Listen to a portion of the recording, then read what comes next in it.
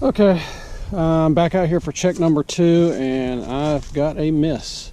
First time I've had a miss on one of these round conibears, but it's probably due to my setup being kind of lazy. I guess I didn't have it set up obviously properly. And it looks like he came around and set it off. He's gonna be smart to it now, that's for sure, because he's been up here and slid off of it, and he must have slid it to the side or something. I don't know, but definitely don't have a beaver.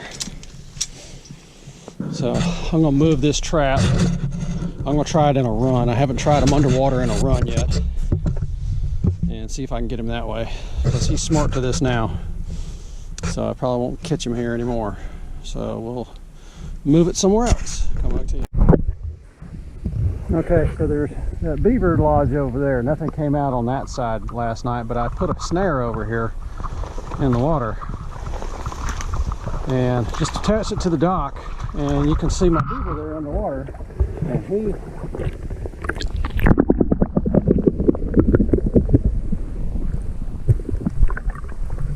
is wrapped around this joker, which is what we want him to do.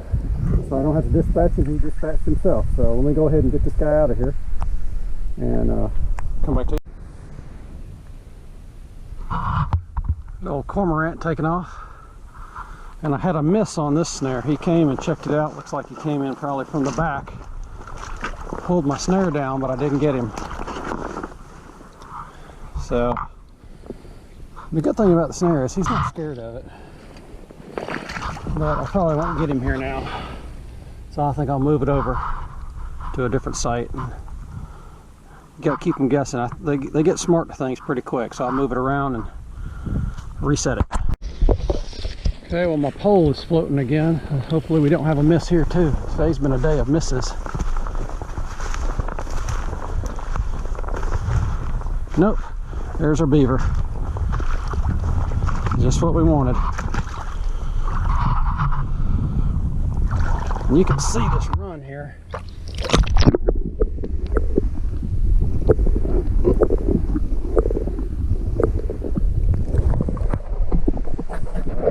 Didn't go anywhere this time. Okay, so here's a good spot to snag a beaver, I think. If you look, there's a tree he just cut down about 30 feet away. And he's got this area that he's been coming in.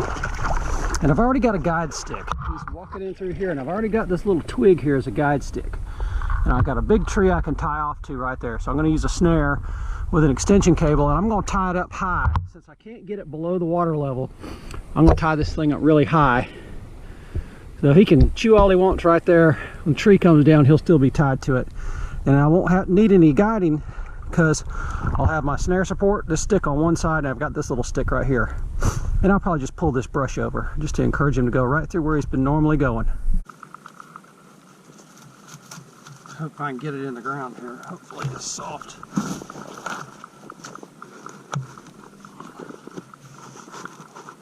Nope. The roots stuff. What is in there?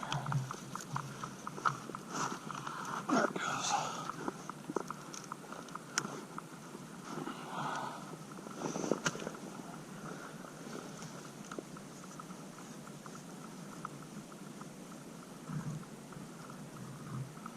I want this thing, you know, a little bigger than my hand. I want to give him lots of room to get in. And I'll just take my snare support here. Bend this thing around to where I want it.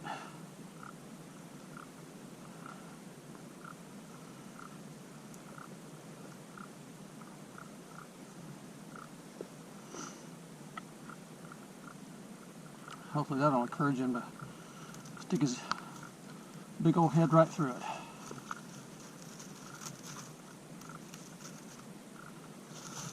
I'll just puff this up a little bit.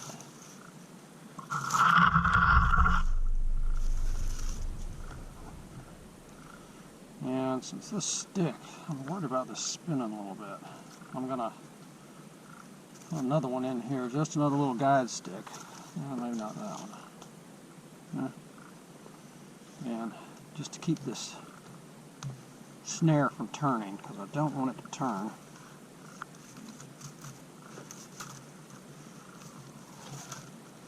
So if he hits it, it won't push, so he can.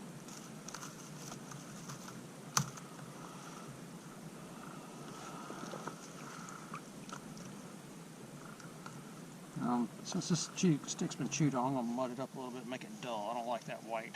I mean, normally white's a good attractant, but I don't want him eating this stick that's one of my guide sticks. I want him to stick his head through here. And that's it. Other than tying it off on the tree, I'm not going to do anything else. This is going to be a blind set. I know he's coming up here from time to time. Pull some of this brush over.